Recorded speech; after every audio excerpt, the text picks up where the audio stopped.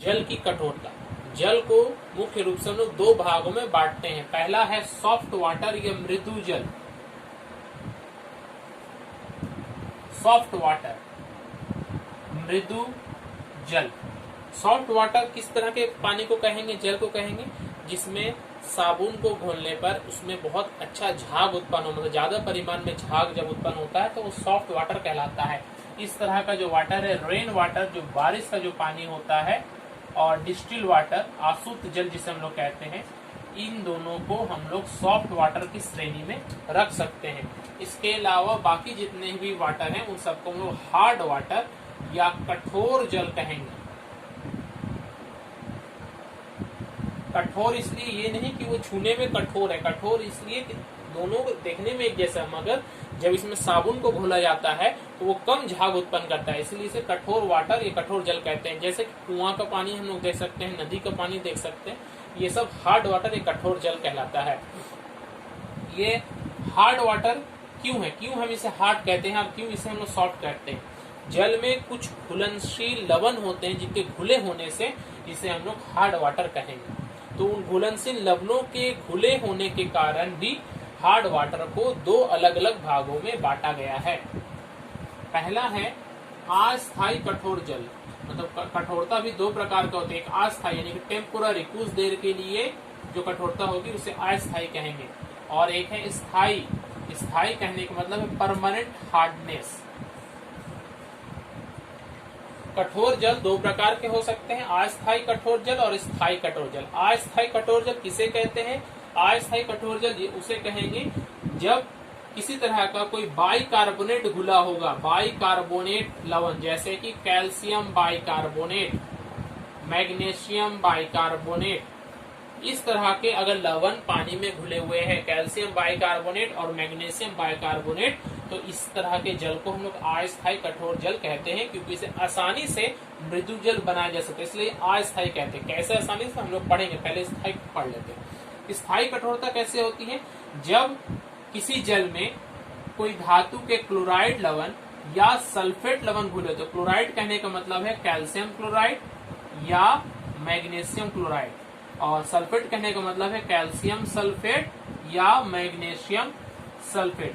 अगर इस तरह के अगर कोई लवण घुले हुए हैं कैल्शियम क्लोराइड और कैल्शियम सल्फेट के जैसा, तो उसे हम लोग स्थायी या परमानेंट हार्ड वाटर हम लोग कहेंगे। क्यों परमानेंट कहेंगे, क्या कारण है?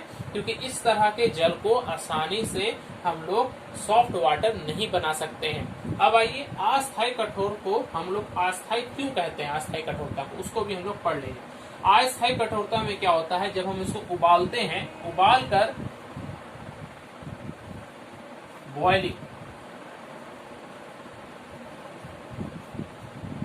अस्थायी कठोर में जल को जब हम उबालते हैं तो उबालने के बाद ये कैल्शियम बाइकार्बोनेट और मैग्नीशियम बाइकार्बोनेट के ये लवण टूटने लगते हैं।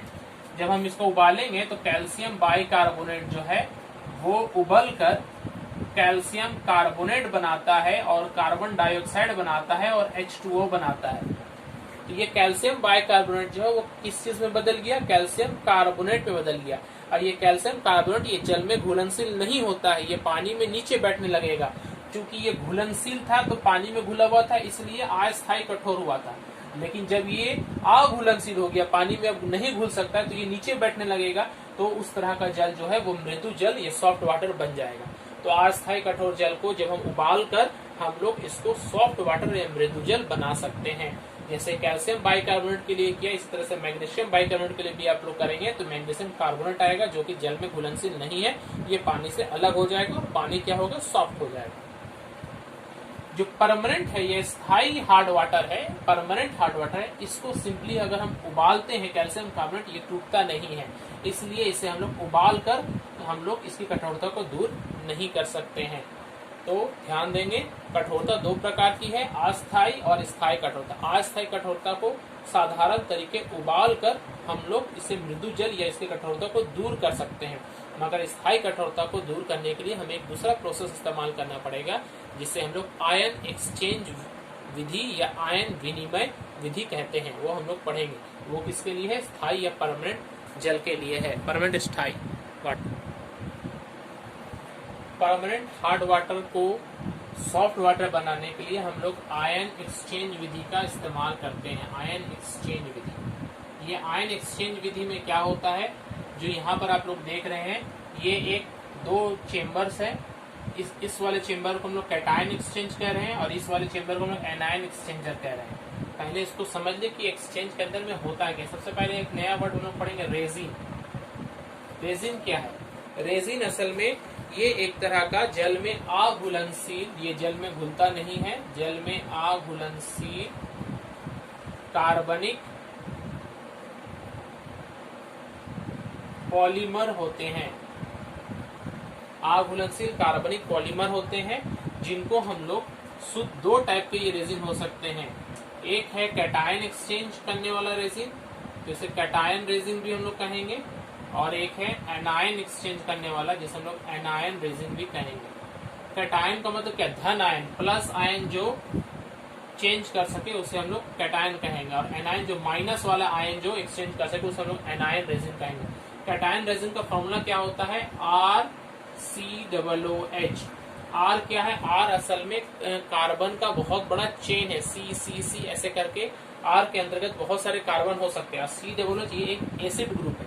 इसके अलावा एक और टाइप का हो सकता है RSO3H। मतलब कैटायन रेजिन किसे कहेंगे? जो भी अम्लीय प्रकृति का रेजिन होता है, अम्ल जिसमें अम्ल का ग्रुप है, जैसे ये भी अम्ल है, कार्बोक्सिलिक अम्ल इसको कहते हैं, और ये सल्फोनिक एसिड है। तो इस तरह का जो ग्रुप आर के साथ में जब जुड़ा रहेगा तो उसे हम लोग धनायन रेजिन या कैटायन रेजिन कहेंगे। इसी तरह से एनायन रेजिन क्या है? एनायन रेजिन भी RNH3OH। ये असल में बेसिक या बेस क्षारीय प्रकृति का जो रेजिन होता है वो एनायन रेजिन कहलाता है। ये एमाइंस के जैसा है, NH3OH एनायन रेजिन है। तो ये दो तरह के रेजिन का इस्तेमाल हम लोग यहाँ पर कैटायन और एनायन को एक्सचेंज करने के लिए करते हैं। कैटायन क्या है और एनायन क्या है जिसे हम एक्सचेंज करना है? सबसे पहले हम वापस आते हैं हार्ड वाटर में। देखिए,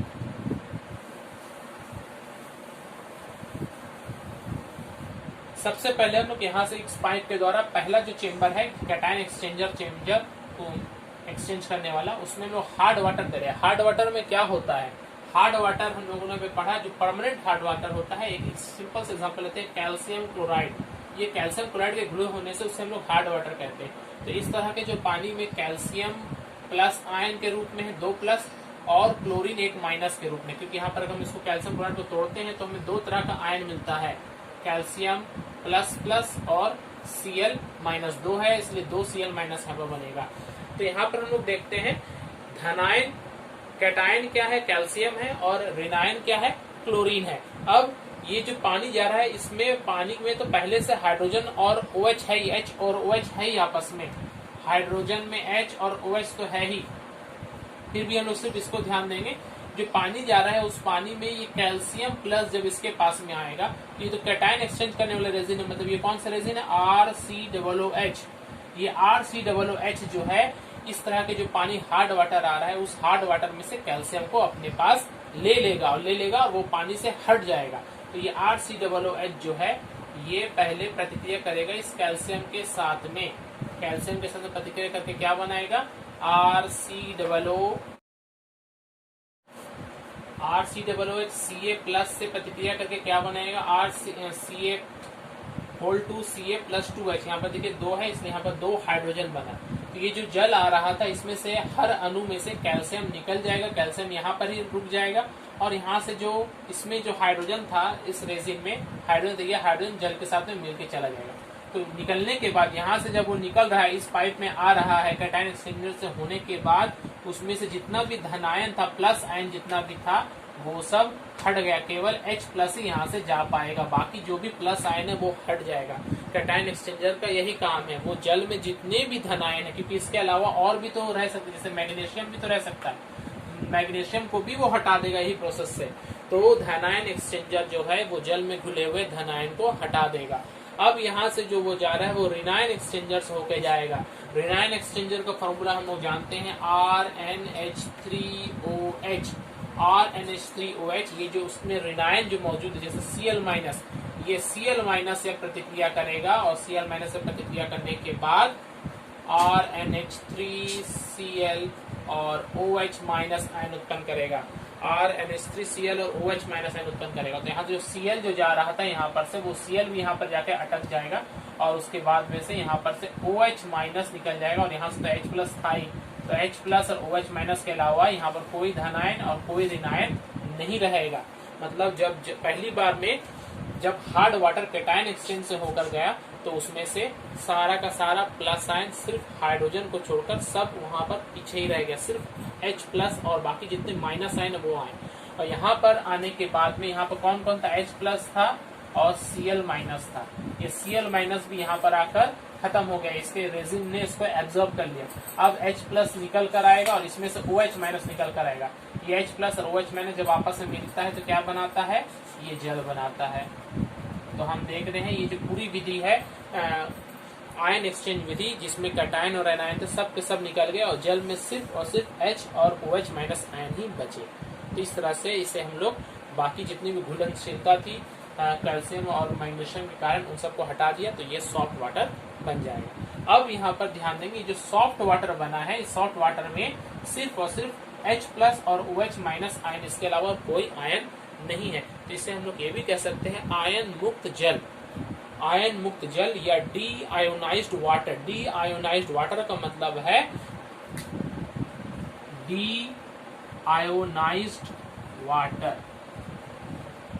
डी आयोनाइज्ड वाटर का मतलब है ऐसा जल जिसमें H प्लस के अलावा कोई और धनायन नहीं है और OH माइनस के अलावा कोई और ऋणायन नहीं है, सिर्फ और सिर्फ H प्लस और OH माइनस। उसे हम लोग क्या कहते हैं, डी आयोनाइज्ड वाटर कहते हैं। ये जल का प्योरेस्ट फॉर्म ऑफ वाटर हमारे पास अवेलेबल होता है। इसे हम लोग पी नहीं सकते, पीने का योग्य ये नहीं है। हालांकि पीने से कोई नुकसान भी नहीं है, मगर इसे हम लोग इस तरह के जल को हम लोग नहीं पीते क्योंकि इसमें सिर्फ हाइड्रोजन और OH है। हम लोगों को इसके अलावा भी बहुत सारे मिनरल्स जल के द्वारा लेना पड़ता है, तो इसलिए हम लोग मिनरल वाटर जो पीते हैं वो मिनरल वाटर से ये एकदम अलग है, डी आयोनाइज्ड वाटर। इसका इस्तेमाल हम लोग लैब में बहुत सारे प्रयोग करने में, जहाँ प्योर फॉर्म ऑफ वाटर चाहिए वहां पर इसका इस्तेमाल हम लोग करते हैं, डी आयोनाइज्ड वाटर। और डी आयोनाइज्ड वाटर चूंकि सिर्फ H और OH है, इसके अलावा कुछ नहीं, इसलिए ये विद्युत का कुचालक होता है, जो कि हम लोगों ने पहले ही पढ़ा कि शुद्ध जल जो है वो विद्युत का कुचालक होता है। इसके अलावा एक और तरह का हम लोग जल देखते हैं, डिस्टिल्ड वाटर। डिस्टिल्ड वाटर क्या है,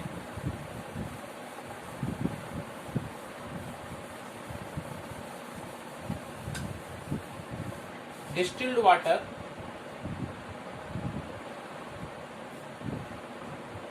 या आसुत जल। डिस्टिल्ड वाटर हम लोग उस तरह के जल को कहते हैं जब जल को एक नॉर्मल सा हम टैप वाटर मान लेते हैं और उसको हम लोग उबाल कर उसमें से जो भी घुली हुई अशुद्धियां वो पीछे छूट जाती हैं और वाष्प के रूप में सिर्फ नॉर्मल जल जो है वो ऊपर की तरफ आता है और उसे एक दूसरे कंटेनर में ठंडा कर लेते हैं, वो हम लोग संघनित कर लेते हैं। तो उबालने के बाद जो पुनः ठंडा किया जाए जल, उसे हम लोग क्या कहते हैं, डिस्टिल्ड वाटर कहते हैं। इसमें भी अलग अलग तरह के मिनरल्स जुड़े हुए नहीं रहते हैं, मगर इसमें और इसमें डी आयोनाइज्ड वाटर में क्या फर्क है कि ये शुद्ध जल, ये शुद्ध नहीं, एक प्योर फॉर्म नहीं है, इसलिए ये विद्युत का सुचालक होता है। तो डिस्टिल्ड वाटर और डी आयोनाइज्ड वाटर में फर्क यही है कि दोनों में प्योर कौन है, डी आयोनाइज्ड वाटर ये सबसे ज्यादा प्योर है।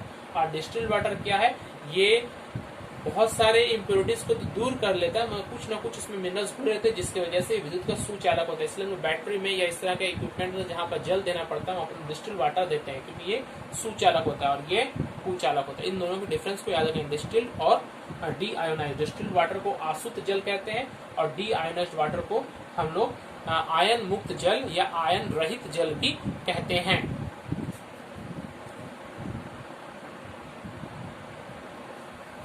ppm या पार्ट्स पर मिलियन।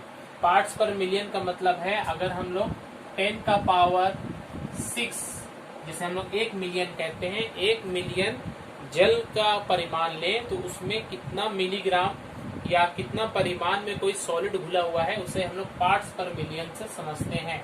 इसकी एक दूसरी इकाई, इसी को दूसरे रूप में मिलीग्राम पर लीटर कहते हैं। मगर जैसे अभी हम लोगों ने पढ़ा फ्लोराइड के लिए हम लोगों ने पढ़ा था 0.05 मिलीग्राम पर लीटर, इसको पार्ट्स पर मिलियन क्या होगा 0.05 ppm। तो ये पार्ट्स पर मिलियन से जल की शुद्धता की माप की जाती है। एक और टर्म हमें मिलेगा TDS, जो कि ppm के जैसा ही है, टोटल डिसॉल्व्ड सॉलिड्स। ये आजकल हम लोग जितना भी फिल्टर यूज करते हैं पानी का, उसका कुछ लोग एक नंबर हम लोग को दिया जाता है TDS, जो ये पता चलता है कि जो हम लोग पानी पिएंगे वो पानी में TDS कितना होना चाहिए। तो रेंज जो है इसका रिकमेंडेड रेंज है, मतलब इतना एक लिमिट तक होना चाहिए। वो क्या है, 30 से लेकर 400 ppm के बीच में अगर पेयजल का TDS है तो वो हमारे पीने के लिए उपयुक्त है। ppm बहुत कम होने से भी कोई फायदा नहीं है और बहुत ज्यादा होने से भी नुकसान है। इसमें एक मिनिमम एक रेंज होना चाहिए। तो RO वाटर जो हम लोग यूज करते हैं घरों में फिल्टर के रूप में, वो एवरेज वैल्यू जो इसका TDS होना चाहिए, देखिए अलग अलग लोग इसको अलग अलग कर सकते हैं, मगर एक एवरेज वैल्यू होना चाहिए 150 ppm, 150 ppm। और किसी भी कीमत में ये 80 ppm से अधिक होना चाहिए। 80 ppm से कम होने पर वो पानी पीने योग्य तो रहेगा, मगर उससे कोई हमें लाभ नहीं होगा, क्योंकि वो मिनरल्स जो है एकदम कम कर देने पर फिर पानी का टेस्ट एकदम खत्म हो जाएगा और वो नुकसानदायक है। और पानी का जो रेंज है वो पीने योग्य पानी का वो 400 से अधिक नहीं होना चाहिए। 400 बहुत ज्यादा घुला हो तो वो हार्ड वाटर हो जाएगा, जो कि हमारे शरीर को नुकसान पहुंचाएगा। इसीलिए जो रिकमेंडेड रेंज है वो 30 से 400 के बीच में है, मगर हमारे लिए वो कितना होना चाहिए, सबसे एवरेज वैल्यू जो 150 ppm, 150 ppm।